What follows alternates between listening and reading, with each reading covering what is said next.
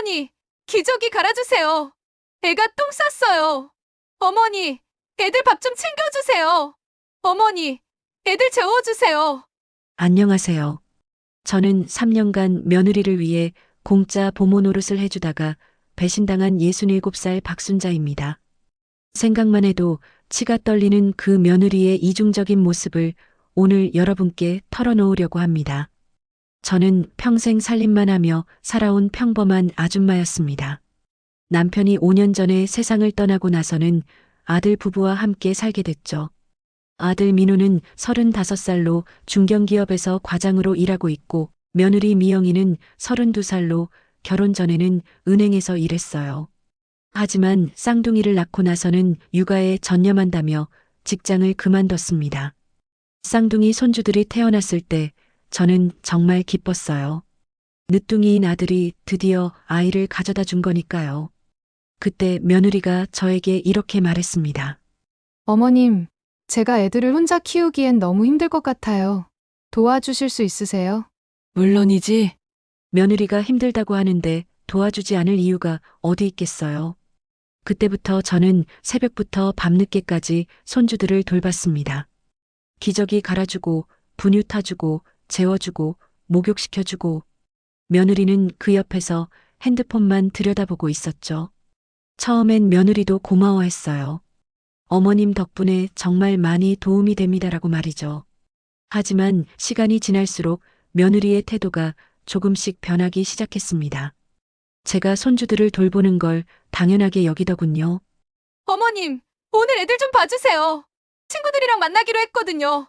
어머님, 내일도 애들 부탁드려요. 미용실 가야 해서요. 매일매일 이런 식이었어요. 저는 손주들이 예쁘니까 기꺼이 돌봐줬습니다.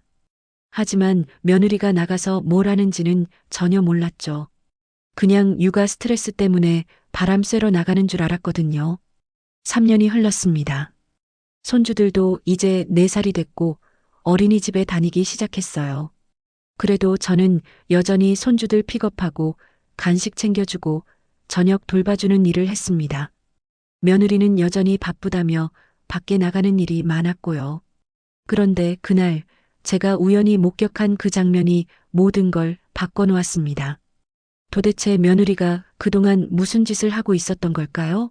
그리고 왜 저에게는 한 푼도 주지 않으면서 다른 곳에는 그렇게 많은 돈을 쓸 수 있었던 걸까요?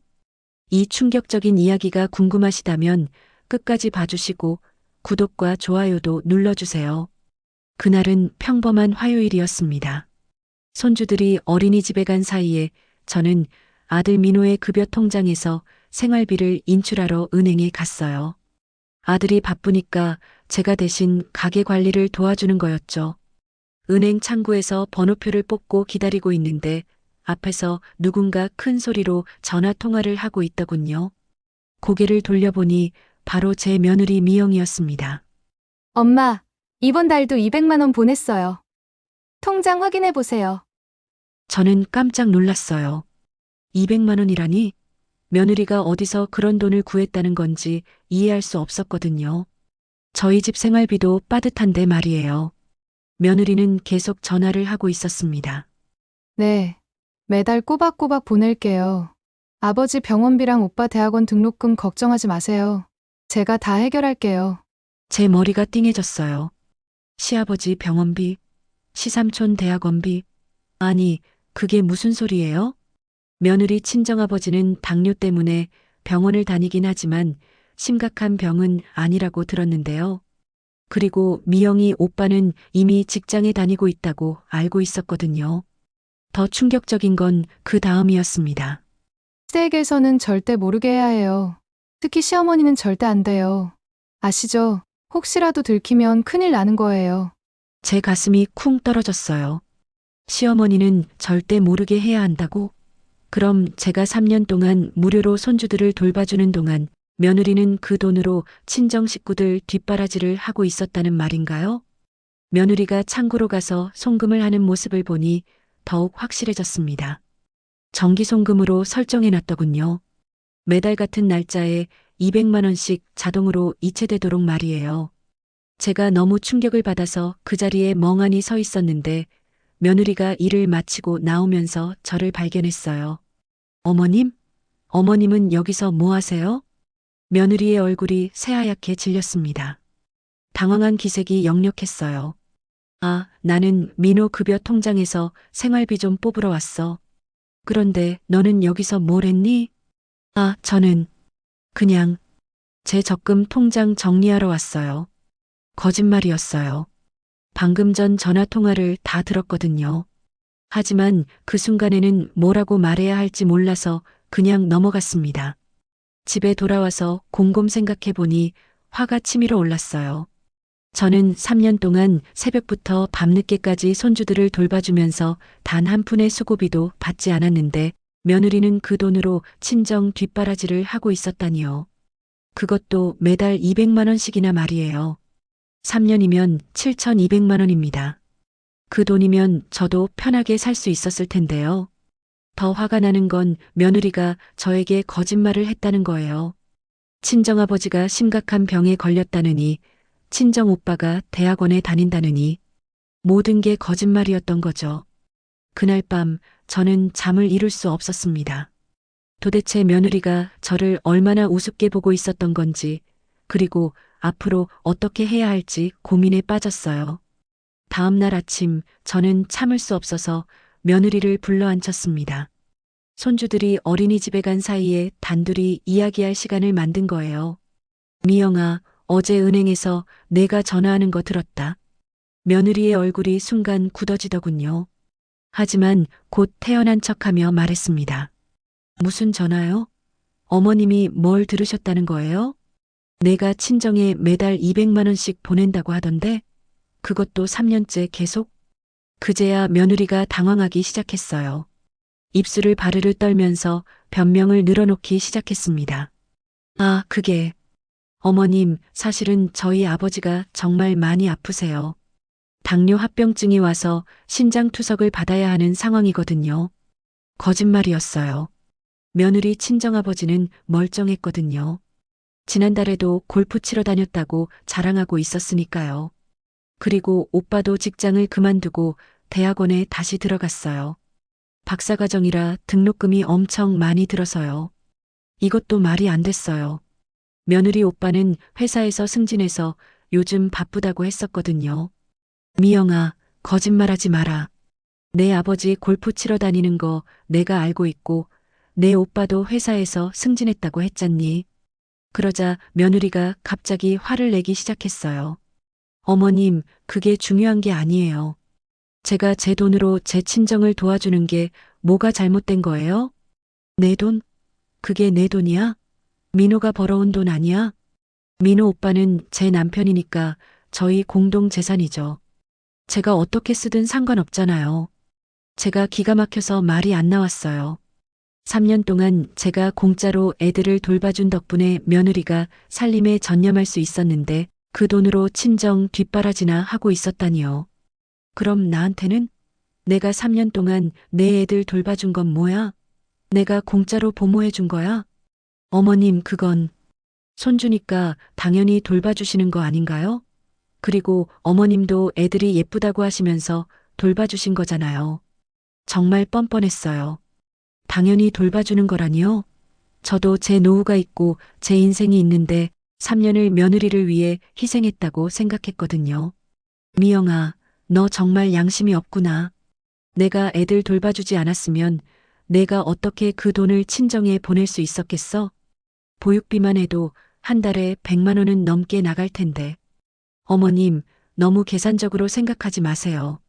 가족끼리 그런 거 따져가면서 살면 안 되죠. 가족끼리 따지면 안 된다고요? 그럼 친정은 가족이고 시댁은 가족이 아니라는 건가요? 그럼 내 친정에 보내는 그 돈, 앞으로 그만 보내라. 그건 안 돼요. 저희 부모님이 저만 믿고 계시는데 어떻게 갑자기 끊어요? 며느리는 끝까지 자기 잘못을 인정하지 않았어요. 오히려 제가 이상한 사람 취급을 하더군요. 그날 며느리와의 대화를 통해 저는 확실히 깨달았습니다.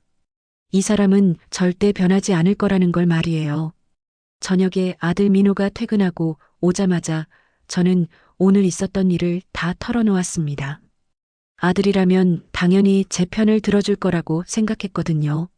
민호야, 내 와이프가 3년 동안 매달 친정에 200만 원씩 보냈다는 거 알고 있었니? 아들의 표정이 어둠해졌어요. 알고 있었다는 표정이었습니다. 엄마, 그 얘기 어떻게 아셨어요? 어떻게 알았냐고? 은행에서 직접 봤어. 내가 그걸 알고 있었다는 거야? 아들이 고개를 끄덕였어요. 제가 더욱 화가 났습니다. 그럼 왜 나한테는 말 안 했어?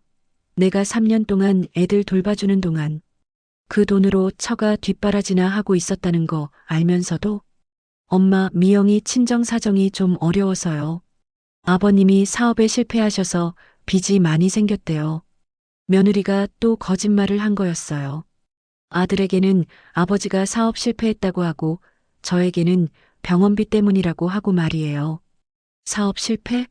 미영이는 나한테 아버지 병원비 때문이라고 했는데 그리고 오빠 대학원비라고도 했고 아들이 당황했어요. 며느리의 거짓말이 들통난 거죠. 아, 그게 아무튼 처가 사정이 어려운 건 맞아요. 민호야, 그럼 나는? 내가 3년 동안 공짜로 애들 돌봐준 건 뭐야? 나도 내 노후 자금이 필요하고 내 용돈도 필요하다고. 엄마는 손주니까 당연히 돌봐주시는 거 아닌가요? 그리고 엄마 용돈은 제가 드리고 있잖아요. 아들이 주는 용돈이라고 해봐야 한 달에 30만 원이 전부였어요. 며느리가 친정에 보내는 돈의 6분의 1밖에 안 되는 액수였죠. 30만 원이 용돈이야? 내 와이프는 친정에 200만 원씩 보내면서 엄마, 그건 다른 문제예요. 미영이는 제 와이프니까 제가 처가를 도와주는 게 당연하죠. 저는 정말 어이가 없었어요. 아들이 이렇게 말할 줄은 몰랐거든요. 그럼 나는 뭐야? 나는 내 엄마인데 왜 와이프 친정이 더 중요해? 엄마, 그런 게 아니에요. 엄마는 이미 충분히 편하게 사시잖아요. 집도 있고 연금도 받으시고 편하게 산다고요? 저는 매일 새벽 6시부터 밤 9시까지 손주들 돌보느라 정신없이 사는데 말이에요. 며느리가 옆에서 끼어들었어요. 어머님, 저희도 어머님께 효도하고 싶어요. 하지만 지금은 저희 부모님이 더 급한 상황이라서요. 급한 상황? 골프 치러 다니는 게 급한 상황이야? 며느리가 또 거짓말을 했어요. 어머님, 저희 아버지는 골프 안 치세요. 어디서 그런 얘기 들으셨어요? 내가 지난달에 아버지가 골프 치러 갔다고 했잖아. 며느리가 말끔치고 아들을 쳐다봤어요. 아들이 며느리 편을 들었습니다. 엄마, 아무튼 저희 사정이 있으니까 이해해 주세요. 나중에 여유가 생기면 엄마께도 더 많이 드릴게요. 나중에요? 저는 이미 67살인데 나중이 언제인지 모르겠더라고요. 그날 밤 저는 정말 서러웠습니다. 제가 3년 동안 희생해서 돌봐준 손주들의 아버지가 제 편을 들어주지 않다니요. 며느리뿐만 아니라 아들까지 저를 우습게 보고 있었던 거예요. 그날부터 저는 달라졌습니다. 더 이상 착한 시어머니, 순한 할머니로 살지 않기로 마음먹었어요. 며느리가 저를 그렇게 우습게 본다면 저도 가만히 있지 않겠다고 다짐했습니다. 우선 며느리의 실체를 더 파악해 보기로 했어요.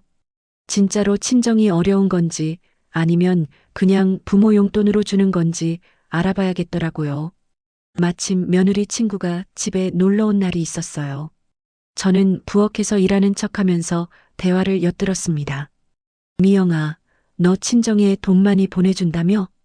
효녀네, 효녀. 에이, 뭘. 우리 부모님이 나 키우느라 고생 많이 하셨잖아. 이 정도는 해드려야지. 고생해서 키웠다고요? 그럼 저는 아들을 고생해서 안 키웠나요? 더 어이없는 얘기가 이어졌어요. 그런데 시어머니는 뭐라고 안 해? 매달 200만 원이면 적은 돈이 아닌데. 우리 시어머니는 아무것도 몰라. 그냥 손주들 돌봐주는 것만으로도 만족해 하시거든. 딱 그 수준이야. 딱 그 수준이라고요? 저를 완전히 무시하는 말투였어요. 그래도 조심해야 하는 거 아니야? 나중에 들키면 큰일 나는 거 아니야? 괜찮아. 우리 남편도 내 편이고 시어머니는 워낙 순진해서 별 생각 안 해. 그냥 계속 이대로 하면 돼. 순진하다고요? 저를 바보로 아는 거였어요. 더 가관인 건 그 다음 대화였습니다. 근데 진짜 친정이 어려운 거야? 어렵긴 뭘. 우리 아버지 은퇴금도 많이 받으셨고 집도 2채나 있어. 그냥 용돈 드리는 거지 뭐. 부모님이 좀 더 편하게 사시라고. 정말 화가 치밀어 올랐어요. 친정이 어렵다면서 거짓말을 한 거였어요. 그냥 부모 용돈으로 주는 거였다니요. 너 정말 대단하다. 시어머니를 완전히 우롱하고 있네. 뭘 우롱해. 나도 손주들 돌봐주셔서 고맙긴 한데 그렇다고 내가 번 돈을 어떻게 쓰든 간섭받고 싶지는 않거든. 번 돈이라고요? 며느리는 3년 동안 한 푼도 벌지 않았는데요. 제가 손주들을 돌봐줘서 집안일에만 전념할 수 있었던 건데 말이에요. 친구가 가고 나서 저는 며느리와 단둘이 있게 됐어요. 이때다 싶어서 모든 걸 털어놓았습니다. 미영아, 내가 친구랑 하는 얘기 다 들었어. 며느리의 얼굴이 새파랗게 질렸어요. 뭘 들으셨다는 거예요? 내 친정이 어렵지도 않다는 거, 그냥 용돈으로 주는 거라는 거, 그리고 나를 바보로 본다는 거 다 들었어. 며느리가 당황하며 변명을 시작했어요. 어머님, 그게 아니에요. 제가 잘못 말한 거예요. 잘못 말했다고? 3년 동안 나를 속이고 거짓말하고 내 뒤에서 나를 바보라고 한 게 잘못 말한 거야? 그때부터 저는 확실하게 계획을 세웠어요. 이 며느리에게서 제가 받아야 할 몫을 받아내겠다고 말이에요. 그리고 며느리의 진짜 모습을 아들에게도 보여주겠다고 다짐했습니다. 며느리의 거짓말을 확실히 밝혀내기 위해 저는 직접 며느리 친정에 가보기로 했어요. 며느리가 친정에 간 날 저도 몰래 따라가서 실상을 확인해 보려고 했습니다. 며느리 친정은 서울 강남에 있는 고급 아파트였어요. 시가로 치면 10억 원은 좋게 될 만한 곳이었죠. 어려운 집 같아서는 전혀 안 보였어요. 아파트 로비에서 기다리고 있다가 며느리 어머니를 만나게 됐습니다. 며느리가 결혼할 때 한 번 본 적이 있어서 얼굴을 알고 있었거든요. 어머니, 안녕하세요. 미영이 어머니 맞으시죠? 저는 미영이 시어머니 박순자입니다. 며느리 어머니가 깜짝 놀라더군요. 예상치 못한 만남이었나 봐요. 아, 안녕하세요. 갑자기 어떻게 오셨어요? 미영이는 집에 있는데요. 오늘 미영이가 댁에 왔다고 해서 인사나 드리려고 왔어요. 그런데 미영이한테 들으니까 요즘 집안 사정이 어렵다고 하던데 괜찮으세요? 며느리 어머니의 표정이 어색해졌어요. 어려운 게 아니라 뭐 그냥 그런 거죠. 그때 며느리 아버지가 골프복을 입고 나타났어요. 골프장에 가는 모양이었죠. 여보, 골프채 가져왔어? 아, 누구세요? 미영이 시어머니세요. 인사하러 오셨대요. 며느리 아버지가 환하게 웃으며 인사했어요. 아, 반갑습니다. 미영이 덕분에 요즘 편하게 살고 있어요. 우리 딸이 효녀라서 말이죠. 편하게 산다고요? 병원비 때문에 어렵다더니 골프는 치러 가는 거예요? 아버님, 미영이한테 들으니까 병원비 때문에 어려우시다고 하던데요. 며느리 아버지가 당황하며 며느리 어머니를 쳐다봤어요. 병원비요? 아, 그게 당뇨 때문에 병원에 다니긴 하는데 별로 심각하지는 않아요. 그때 며느리가 집안에서 나왔어요. 저를 보고는 얼굴이 새하얗게 질렸습니다. 어머님? 여기는 왜 오셨어요? 너 볼 일이 있어서 왔는데 마침 어머니 아버지도 뵙게 됐네. 며느리가 급하게 부모님을 말렸어요. 아버지, 골프 늦으시겠어요. 어서 가세요. 며느리 아버지가 서둘러 나가려고 하는데 저는 못 본 척할 수 없었어요. 아버님, 골프 치러 가시는 거예요? 병원비 때문에 어렵다더니 골프는 치실 수 있으시네요? 며느리가 급하게 끼어들었어요. 어머님, 아버지는 의사가 운동하라고 해서 골프 치시는 거예요. 하지만 며느리 아버지가 실수를 했어요. 골프가 뭐 그리 비싸다고. 요즘은 회원권도 있고 미영이가 용돈도 많이 줘서 할만하지. 며느리가 아버지를 급하게 밀어내며 골프장으로 보냈어요. 그리고 저에게 커피나 마시자고 했지만 저는 이미 충분히 본 것 같아서 돌아왔습니다. 집에 오는 길에 며느리 오빠도 우연히 만났어요. 회사 정장을 입고 회사에 가는 모습이었죠. 오빠 대학원 안 가요? 미영이가 등록금 때문에 어렵다고 하던데요. 며느리 오빠가 웃으며 말했어요. 대학원요? 아, 미영이가 그런 말을 했나요? 저는 회사 다니고 있어요. 요즘 승진도에서 바빠요. 모든 게 거짓말이었어요. 친정이 어렵지도 않고 아버지가 심각한 병에 걸린 것도 아니고 오빠가 대학원에 다니는 것도 아니었어요. 그냥 며느리가 친정에 용돈을 주고 싶어서 지어낸 거짓말이었던 거죠. 친정 실상을 확인한 저는 이제 본격적으로 행동에 나서기로 했습니다. 아들과 며느리를 불러 앉히고 모든 걸 털어놓을 때가 왔어요. 민호야, 미영아, 둘 다 여기 앉아봐라. 할 얘기가 있어. 저의 진지한 표정을 본 두 사람이 무슨 일인지 궁금해하며 앉았어요. 미영아, 내가 나한테 한 거짓말들 다 알고 있어. 내 친정이 어렵다고 했지? 아버지가 병원비 때문에 힘들다고 했고, 오빠가 대학원 등록금 때문에 돈이 필요하다고 했지? 며느리의 얼굴이 굳어졌어요. 어머님, 그게 무슨... 내가 직접 내 친정에 가서 확인했어. 내 아버지는 골프 치러 다니고 내 오빠는 회사에서 승진해서 잘 다니고 있더라. 그리고 내 집은 강남의 10억짜리 아파트에 살고 있고 아들이 깜짝 놀라며 며느리를 쳐다봤어요. 미영아, 이게 무슨 얘기야? 너 우리 아버님이 많이 아프시다고 했잖아. 며느리가 당황하며 변명을 시작했어요. 여보, 그게... 아버지가 정말 아프시긴 해요.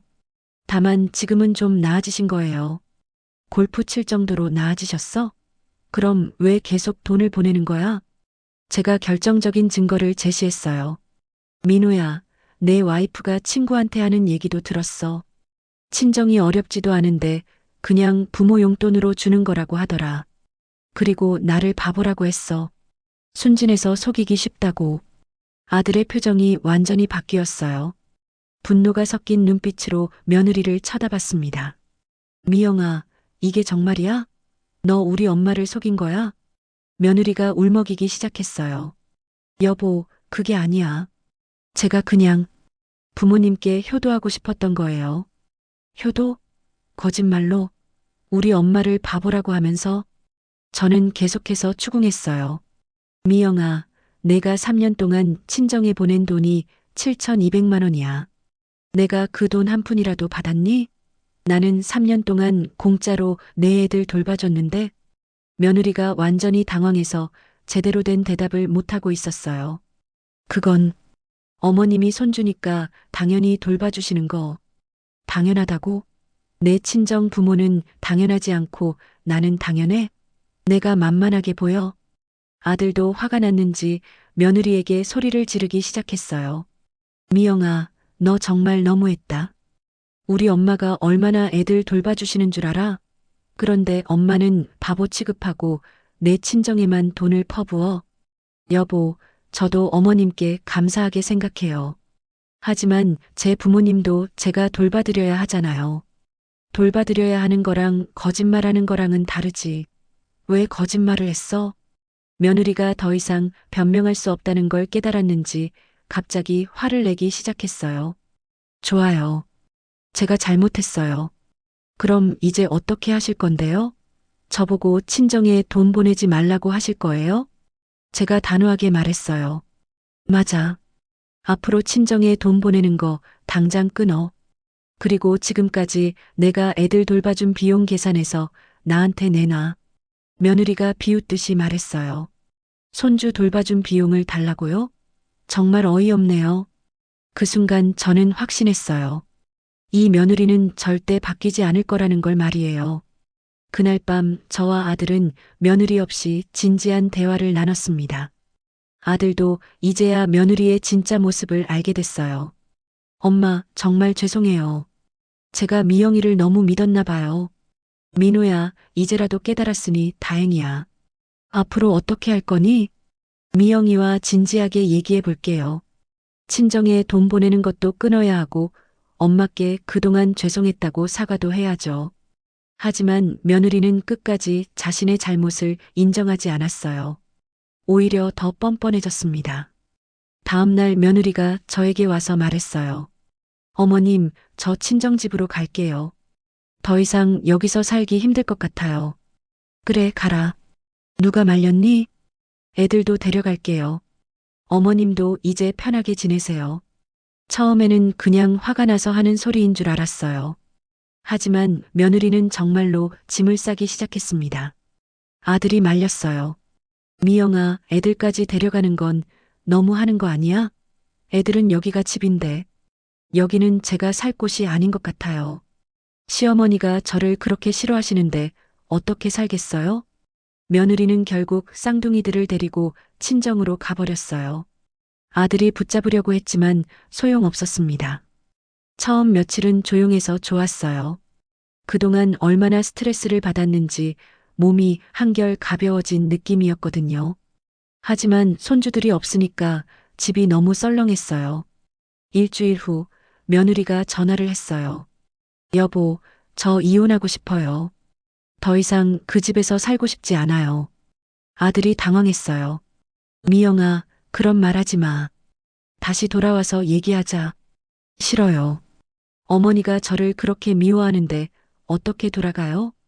하지만 이혼 얘기가 나오자 며느리 친정에서도 난리가 났나 봐요. 며느리 어머니가 직접 저희 집에 찾아왔거든요. 사돈, 애들이 잘못을 했으면 용서해 주세요. 이혼까지는 안 되잖아요. 저는 이혼하라고 한 적 없어요. 며느리가 스스로 나간 거예요. 미영이가 죄송하다고 해요. 앞으로 잘하겠다고 하니까 한 번만 봐주세요. 하지만 저는 마음을 굳혔어요. 이미 믿음이 깨진 관계는 회복되기 어렵다고 생각했거든요. 결국 한 달 후 며느리는 정말로 이혼을 요구했어요. 그리고 놀랍게도 양육권까지 포기했습니다. 친정에서 아이 둘을 키우기는 어렵다는 판단이었나 봐요. 여보, 애들은 아버지가 키우세요. 저는 새로 시작하고 싶어요. 그렇게 며느리는 자신이 3년 동안 키운 쌍둥이들마저 버리고 떠나갔어요. 정말 어처구니 없는 일이었습니다. 지금은 아들과 저, 그리고 손주들이 함께 살고 있어요. 아들이 일하는 동안 제가 손주들을 돌보고 있지만 이제는 정당한 양육비를 받고 있습니다. 아들도 제 노고를 인정해주고 매달 적절한 비용을 드리고 있어요. 며느리는 그 후에 어떻게 지내는지 모르겠어요. 들리는 소식으로는 재혼했다고 하던데 그 남자도 며느리의 진짜 모습을 알게 되면 어떨지 궁금하네요. 여러분, 아무리 가족이라도 선을 넘어서는 안 됩니다. 그리고 거짓말로 사람을 속이면 언젠가는 들통나게 되어 있어요. 제 이야기가 도움이 되셨다면 구독과 좋아요 부탁드려요. 감사합니다.